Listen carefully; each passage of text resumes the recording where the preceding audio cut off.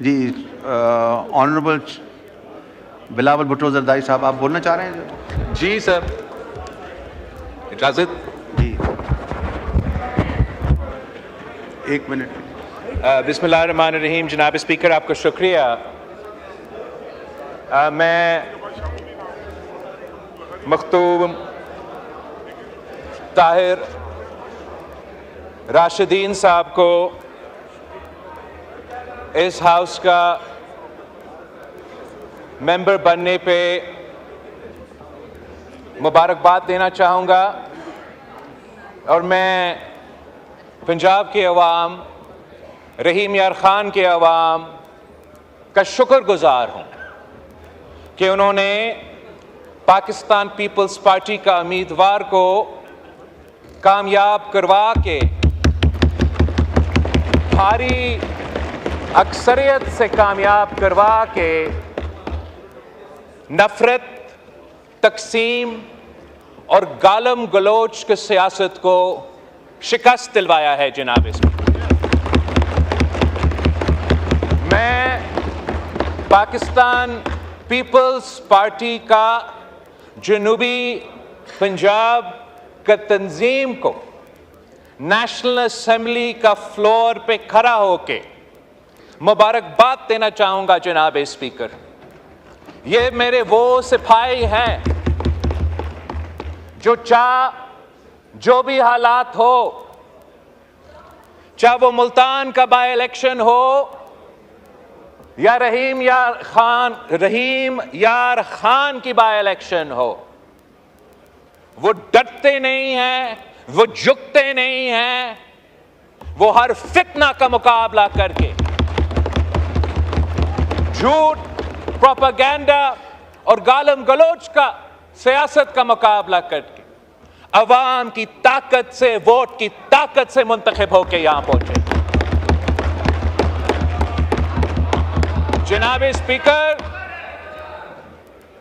ये वो उम्मीदवार हैं जो हर पोलिंग स्टेशन का फॉर्म 45 आपको दिखा सकते हैं। ये जो मेरे साथी यहां मौजूद हैं, मैं तो चाहता हूं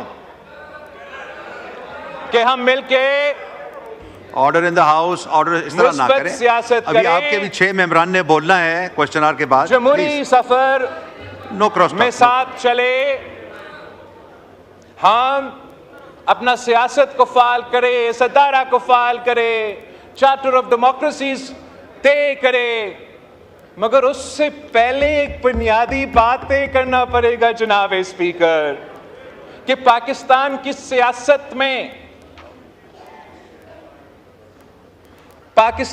सियासत में क्या वो जो हारते हैं वो हार मानने के लिए तैयार है और जीत को कबूल करने के लिए तैयार है, या यही सियासत रहेगा कि मैं जीता तो वाह वाह, मैं हारा तो धांधली। अगर हमने जमहूरियत को आगे लेके बढ़ना है तो अवाम के फैसले पे भरोसा करना पड़ेगा, अवाम के फैसले पे एतमाद करना पड़ेगा। मैं इस इलेक्शन में जो सियासी जमातों ने मिलकर ये इलेक्शन हमारे साथ चले, हमारे सियासी इत्तेहादी, हुकूमती इत्तेहादी और वो आज़ाद उम्मीदवार के भी शुक्रगुजार हूं जिन्होंने सब एक होके ये साबित कर दिया कि पाकिस्तान के अवाम इस वक्त साजिशी सियासत के साथ खड़े नहीं हैं। पाकिस्तान के अवाम इस वक्त गालम गलोच की सियासत के साथ खड़े नहीं हैं। पाकिस्तान के अवाम इस वक्त कैदी नंबर 804 के साथ खड़े नहीं है। जितने भी बाई इलेक्शंस हुए हैं जनाब स्पीकर, जितने भी बाई इलेक्शंस हुए हैं जनाब स्पीकर, तशरीफ रखें, तशरीफ रखें, जितने तशरीफ भी रखें, बाय इलेक्शंस तशरीफ हुए रखें। हैं जनाब order in the speaker, house, order in the house, उसमें ऑर्डर इन द हाउस। ये लोग हारते हैं और इत्तेहादी जमातें जीतते हैं। ये साबित करते हैं कि पाकिस्तान के अवाम इस वक्त कहां खड़े हैं और क्यों नहीं। जब कल रात जो पूरे पाकिस्तान ने एक बयान पढ़ा है कैदी नंबर 804 का, और उस बयान में इस शख्स ने अपनी सियासत को चंपाने के लिए, अपने जाती मसले में, अपने अदालत के केसेस में रिलीफ लेने के लिए हर आईनी इदारा पे हमला किया है जनाब स्पीकर।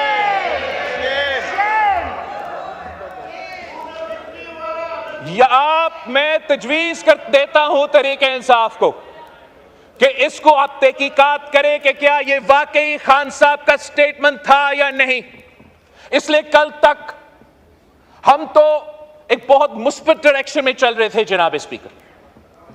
हमने एक ऐसा फोरम बनाया था जिससे मेरा उम्मीद था और है कि हम जमहूरियत और इन इदारों के फायदे में लेजिस्लेशन करेंगे। लेकिन कल रात एक हमला किया है जनाब स्पीकर, जो कि एक बार फिर जमहूरियत पे एक हमला है। यह एक इतना ऐसे प्रोवोकेटिव स्टेप है कि एक तरफ मौजूदा चीफ जस्टिस के खिलाफ कंटेम्प्ट ऑफ कोर्ट किया गया है, दूसरी तरफ आर्मी चीफ ऑफ स्टाफ पे सियासी इल्जामात लगाए गए उस ओहदा को मुतनाज़ा बनाने के लिए। तो जनाब स्पीकर, अगर खान साहब ने ये स्टेटमेंट दिया है तो फिर इस स्टेटमेंट का कॉन्सिक्वेंसेस है हमारे आईन, हमारे कानून के मुताबिक, और उन कॉन्सिक्वेंसेस को उसको भुगतना पड़ेगा। और फिर इनके जमात का जो रोना धोना होगा तब वो हमसे एतराज ना करे। खान साहब ने अगर ये स्टेटमेंट दिया है तो जो मसले खान साहब के लिए बनेंगे और खान साहब की जमात के लिए बनेंगे और खुदा खास्ता हमारा जमहूरी निजाम के लिए बनेंगे, वो तो उनका जिम्मेदारी है। अगर ये स्टेटमेंट खान साहब ने नहीं दिया, अगर खान साहब ने ये स्टेटमेंट नहीं दिया तो अब फौरी कायदे हिज़्ब इख्तिलाफ या उनके पार्टी का चेयरमैन एक्सप्लेनेशन दे कि ये ट्विटर अकाउंट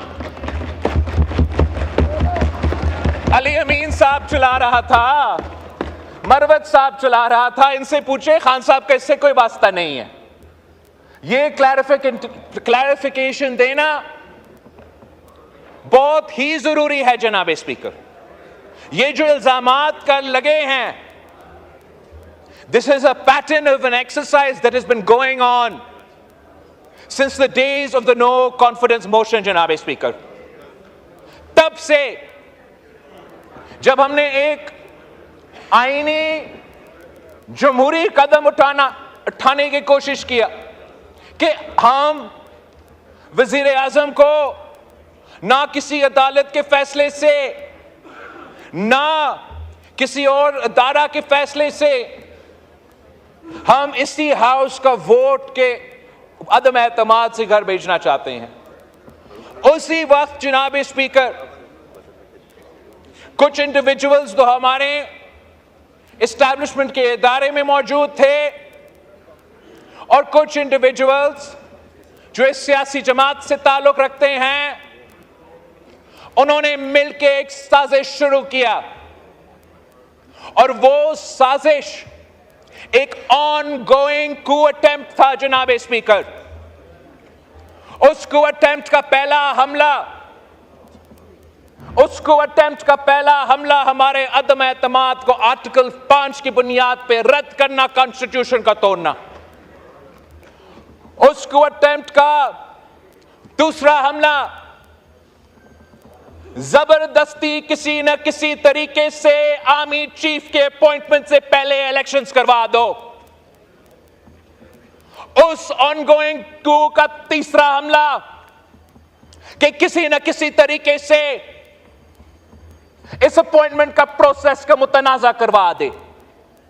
एक कोऑर्डिनेटेड एफर्ट के मुताबिक जनाब स्पीकर, मीडिया एंकर्स को लॉन्च किए गए, सियासतदान को लॉन्च किए गए और अपना ही आर्मी चीफ के खिलाफ एक साजिश जारी था कि जो भी हो, यह शख्स जिसके बारे में कहा जाता है कि जब वो इंटेलिजेंस चीफ था उसने खान साहब का करप्शन पकड़ा था, जब वो इंटेलिजेंस चीफ था उसने वो करप्शन के सबूत खान साहब के सामने रखा कि आप एहतसाब की बात करते हो, आप इंसाफ की बात करते हो, आप इस पे एक्शन ले। इसके बजाय कि उस करप्शन पे एक्शन लिया जाए, उसने वो इंटेलिजेंस चीफ को हटा दिया जनाब स्पीकर। फिर उसने मिलके उसी इदारे के अहम शख्सियात के साथ मिलके यह साजिश करने की कोशिश की कि इस आईनी प्रोसेस को सैबोटाज करे। और यह साजिश वहां रुकता नहीं है जनाब स्पीकर। मैं उससे टाइम से पहले बात नहीं करना चाहूंगा। मैं हुकूमत का वजीर नहीं हूं, मुझे डिटेल शायद नहीं पता होगा, लेकिन जिस तरीके से इस वक्त तहकीकात चल रहा है, ये जो इनका फॉर्म 45, फॉर्म 47 का प्रोपेगेंडा है जनाब स्पीकर, इस पे भी एक बहुत बड़ा कहानी सामने आने वाला है। कुछ वो साजिश जिसने पहले अदम एतमाद को रोकना था, फिर चीफ का अपॉइंटमेंट को रोकना था, उस साजिश ने इस इलेक्शंस को भी डिस्टर्ब करने थे जनाब स्पीकर। और जब वो सबूत सामने आएगा तो ना ये अपने मुंह अवाम में दिखा सकेंगे, ना कोई और अपने मुंह अवाम में दिखा सकेंगे। उनको आईन और कानून के मुताबिक जवाब देना पड़ेगा। मैं एक बार फिर इस बात पे जोर देता कि जब भी जमहूरी जमातें जमहूरियत की तरफ एक कदम आगे बढ़ते हैं तो सोचना चाहिए कि ऐसे एक्सट्रीम पॉइंट, एक्सट्रीम बयान, एक्सट्रीम मौकिफ क्यों और कैसे लिया जाता है। यह सवाल हुकूमत और इत्तेहादी जमातों को अपने आप से भी पूछना चाहिए। मगर मैं पीटीआई से दरख्वास्त करता हूं कि आप इस बात पे आपका अपना पार्टी में ये तहकीकात करें, आप पता करें कि जब भी हम कोई पॉलिटिकल स्टेबिलिटी की तरफ जा रहे होते हैं, ये कौन साहब है जो आपके रैंक्स में है, जो खान साहब से ऐसे कोई बयान दिलवा देते हैं या ऐसे कोई कदम उठाते हैं जिसकी वजह से आपके मिसाइल में इजाफा होते हैं और पाकिस्तान के मिसाइल में इजाफा होते हैं। थैंक यू जनाब स्पीकर।